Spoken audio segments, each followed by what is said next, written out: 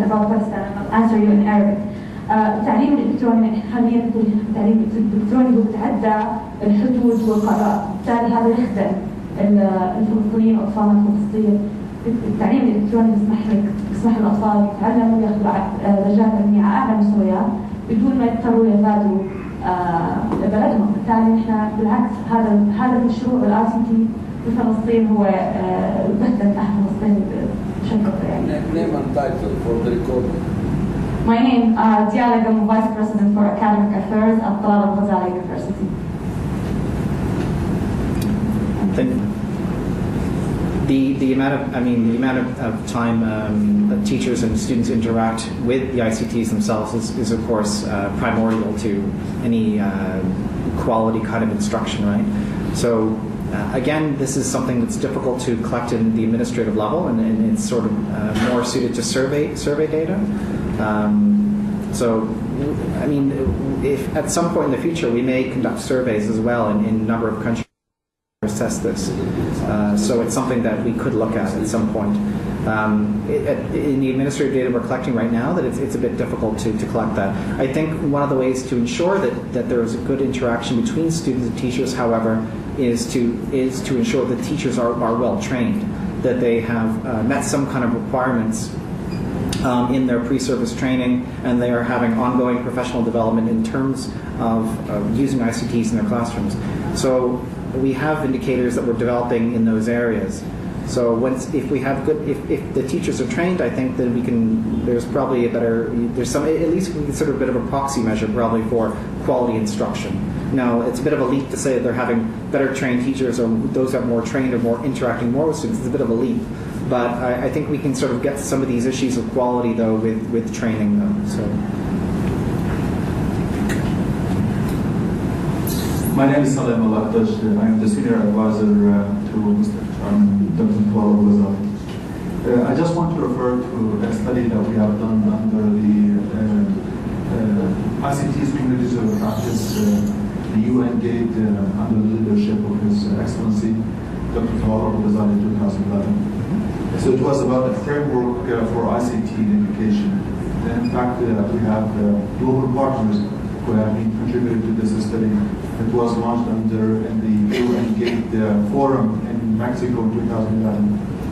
In fact, 2009. But the study was completed in 2011.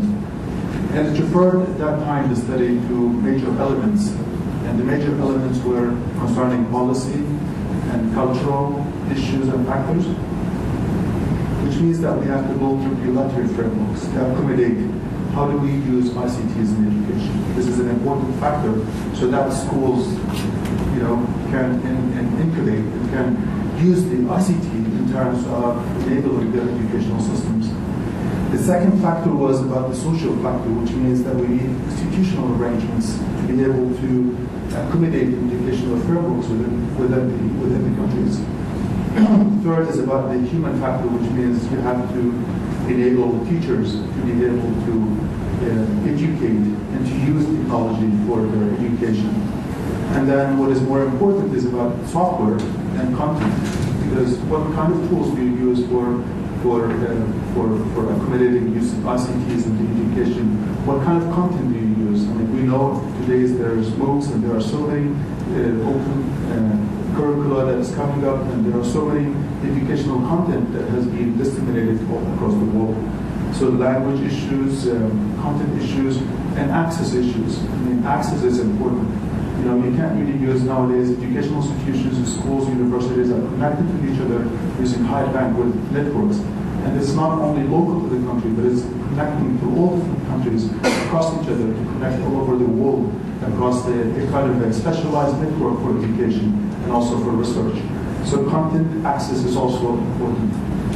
What remains important at the end, when you have the tools, when you have the software, when you have the technology, what kind of business model do you use to be able to make this sustainable for the future? So the enabling environment in terms of content, software, hardware, I think those are elements that could be added to the factors that we have initiated in this study. Thank you.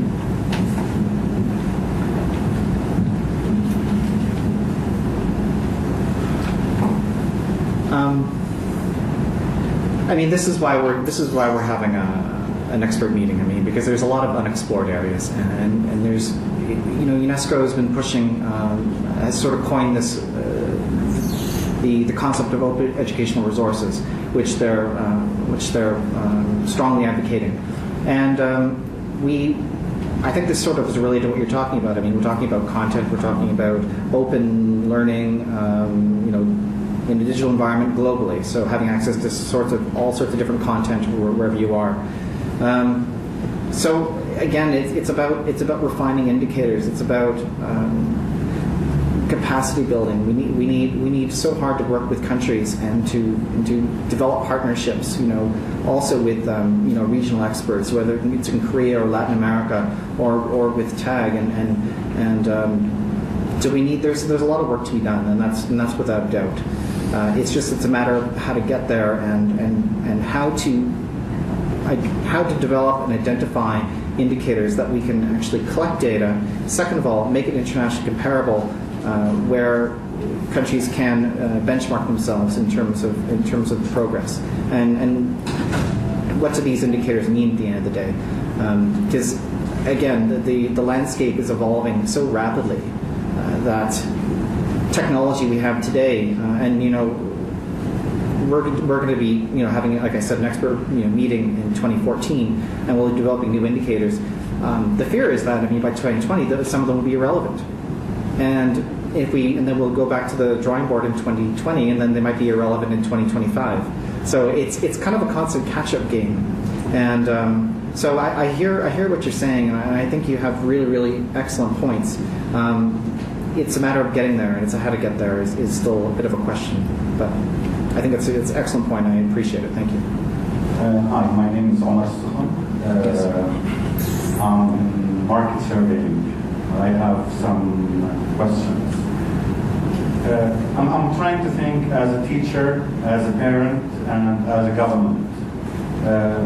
I don't know, you were going a bit fast in your presentation, maybe some points that didn't catch up sorry about that. in the charts. My first question, how did you do a study on the teachers? How many of our teachers, especially the government schools teachers, are capable of educating pupils online or giving them digital education? Their capability, how they can manage computers, how they can manage softwares. I went all over Jordan. I went to most of the governorates. Everybody has a smartphone. They know how to use their smartphones. But when it comes to softwares, maybe it's a little bit difficult. The other part, as a parent, am I convinced as a parent in a developing country like Jordan to teach my son online? Leaving the traditional way of teaching and going to the online way of education. So, do parents have resistance for digital technology or not? And the third part is the government. The government, are they capable today, or do they have enough resources and funds to equip the public schools with digital education or not? Thank you. Educational, the